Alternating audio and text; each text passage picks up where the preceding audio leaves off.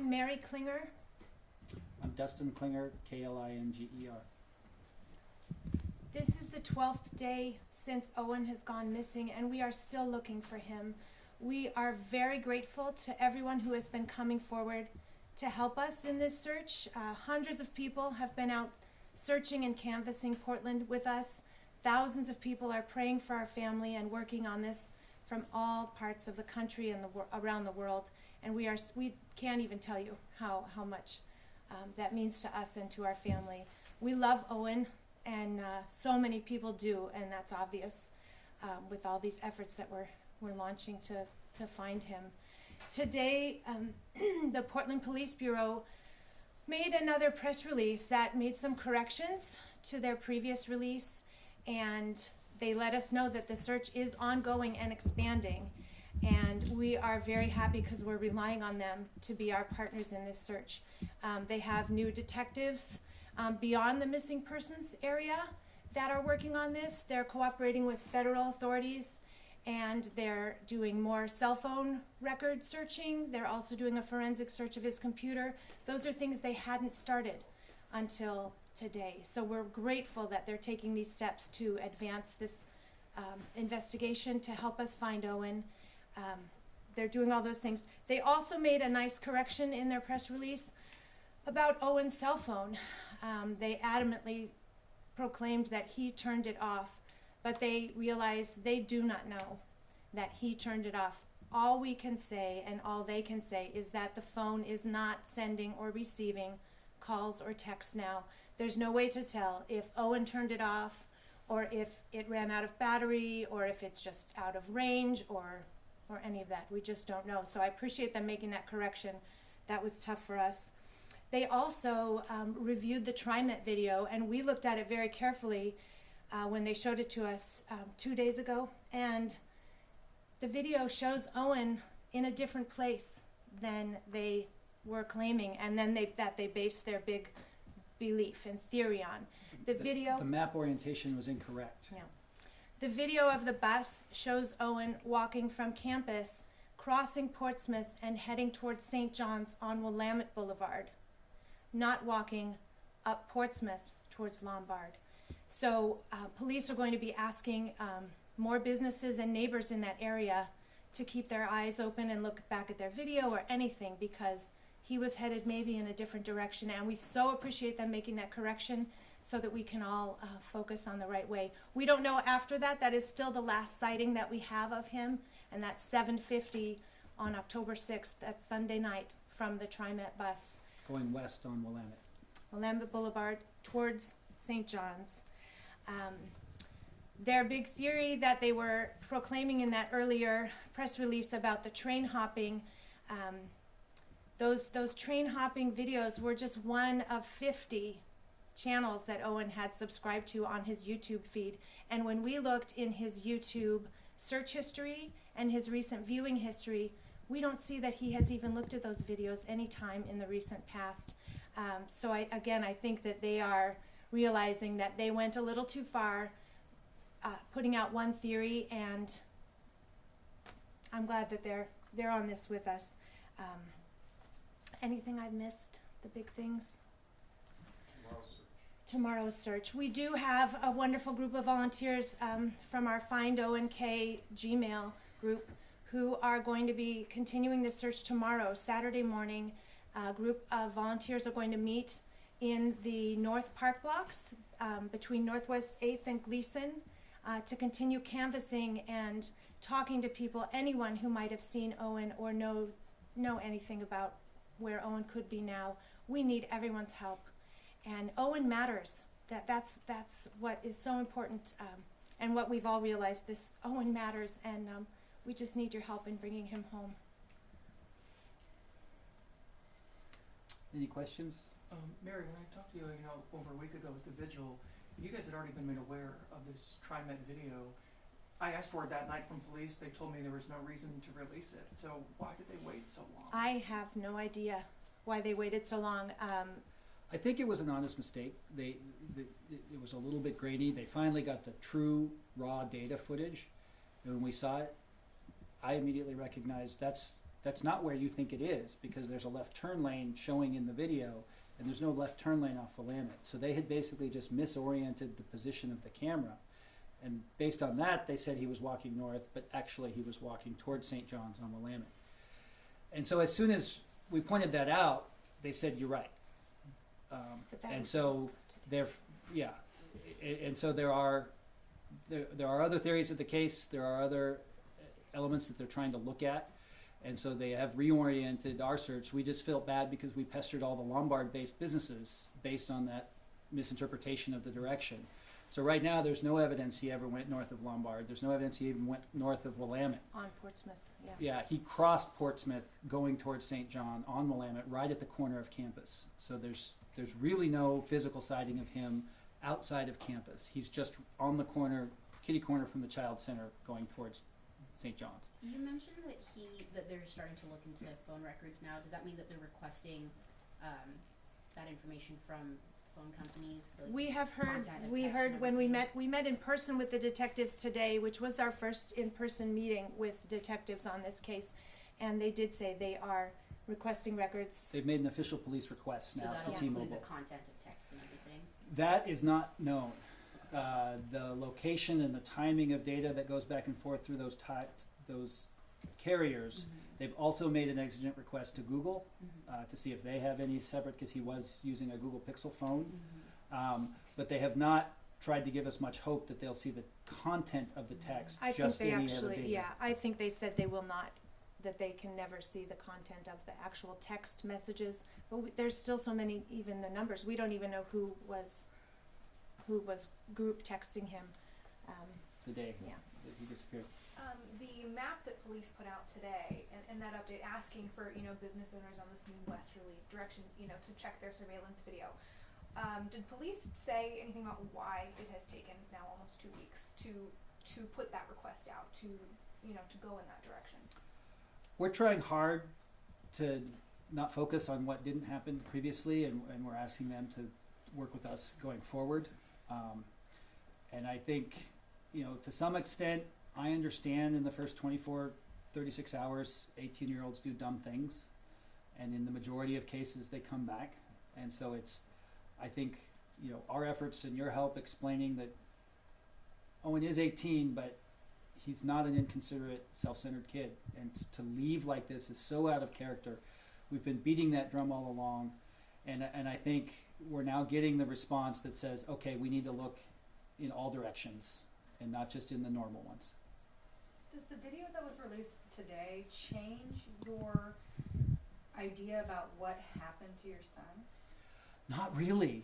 I mean, what do you think? It's the same thing for me. He's still just at the edge of campus, walking.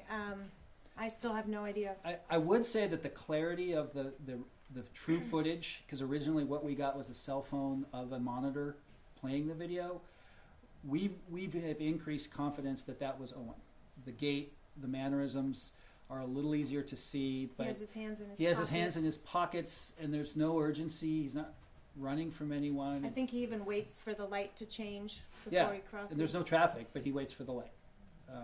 And so, we were able to get a little bit of reflection off of the shoes, which are consistent with the video of him exiting his dorm. And so there's some reflection there that would be consistent with the glow Nike stripe.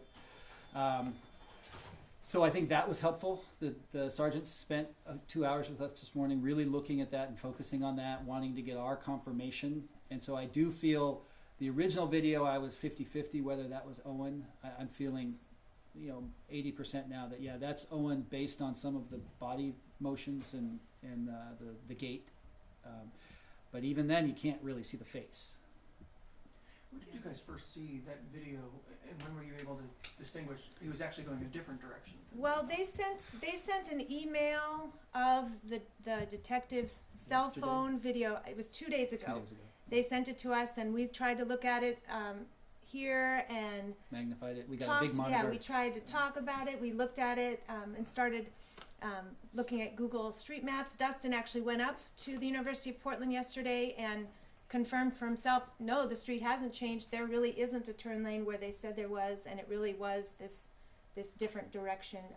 So 2 days ago, whatever that was, I barely know what day today is, and then yesterday all day I was asking to meet to watch it with them to make sure that this was, and we got them to agree. And we're so happy that we're moving forward. It's breaks my heart how much time has gone by since he was seen. But I guess I'm encouraged that the police are working and really adding to this effort, and they were willing to correct their errors, and they're working with us. They're working with the university still. University of Portland, definitely a big partner on this, to just help us. They've even asked for help from the FBI, they said, in terms of looking at his phone and computer data. As far as records, have police or have you been able to look at his emails or other messages that he might have sent or received? We had those from day one. His computer was still logged in Mhm. on his desk at school. So we had his Gmail and his student email. But he's 18. Email's not very cool. So there was a lot of incoming official emails, Sure. but not much going back. Yeah, a lot of school-related emails from you about his fall break plans. You know, we saw he had the Amazon order for that sweatshirt, that Carhartt sweatshirt. But So we yeah, had it all wasn't, that from the beginning. there wasn't a and gave lot. it to the detectives. Yeah.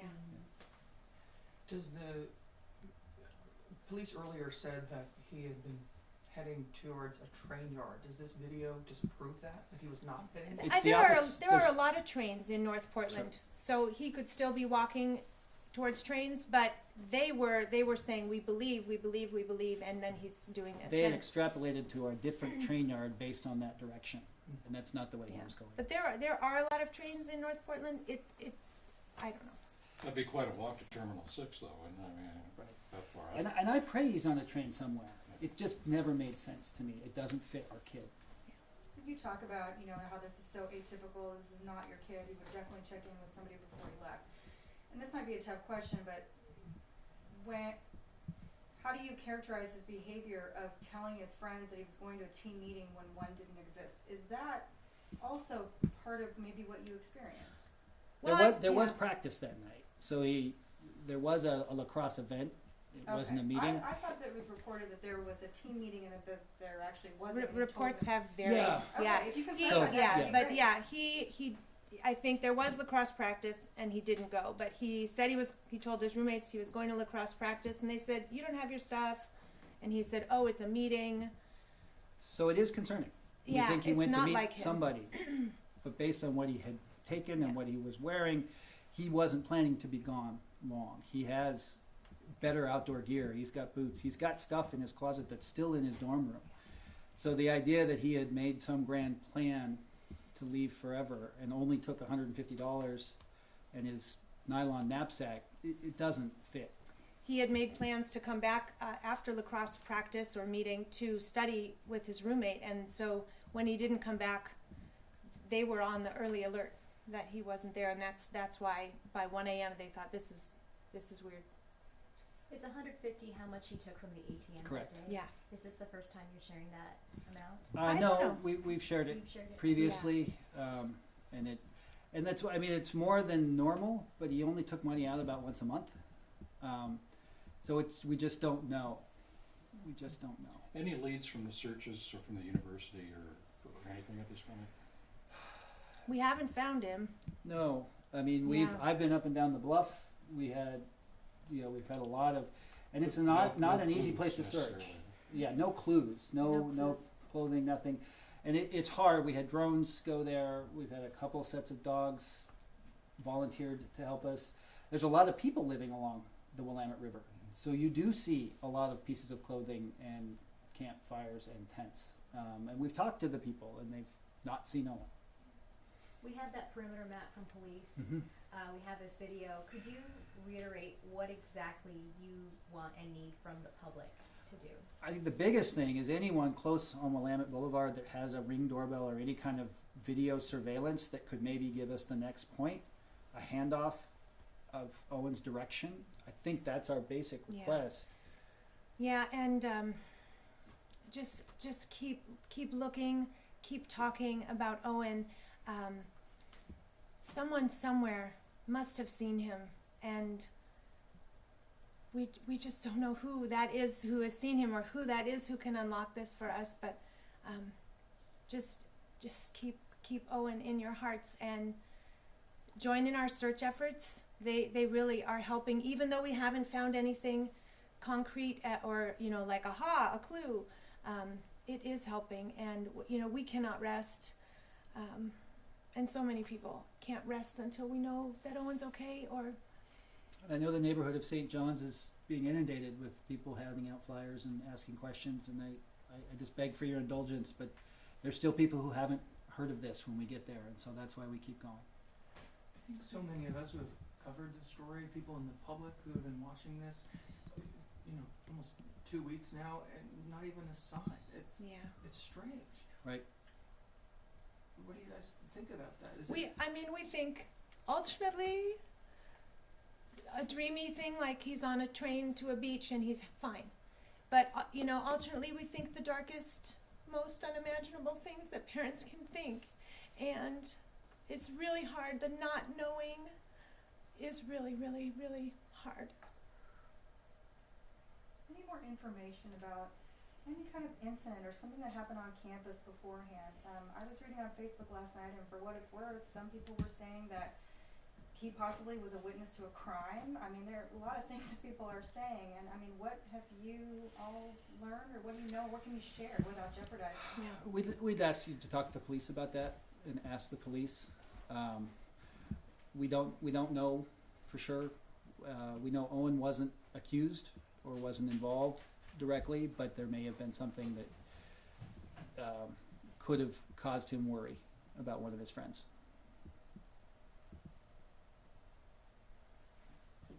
And the police have had that information from the From day university one. from very early last week. So Have any friends or students or anyone come forward as this search has gone on to say anything new to you that has kind of changed your coloring of the situation or your thinking? And have you gotten anything else from people you didn't previously know? I have so many new friends on Facebook. Everyone is trying to think of things from their conversations or interactions with Owen. The Japanese teacher was telling us about some things that he had written about in his Japanese papers. Other friends are saying, what they were talking about in their online chats that they do while they're doing their online video gaming. But all of that seems to be just this kind of same thing, that this is not like Owen. To not be in touch with his friends, to disappear without checking in, without having a plan. And his friends came forward to us and said that he had a vape unit and was vaping tobacco and cannabis cartridges. And so my immediate thought is maybe he went to go buy some pot. And we checked areas that might happen. But then I've learned later from friends and other college students that says that's dumb. He could have bought a cartridge from anybody on campus, 50 people, and he probably knew that. And so that theory kind of got tossed aside based on some input from people around Owen and younger people who just said he wouldn't have to go off campus. And apparently those cartridges are in everybody's drawer and you can't smell them and you won't know it as a parent if your kid is smoking it.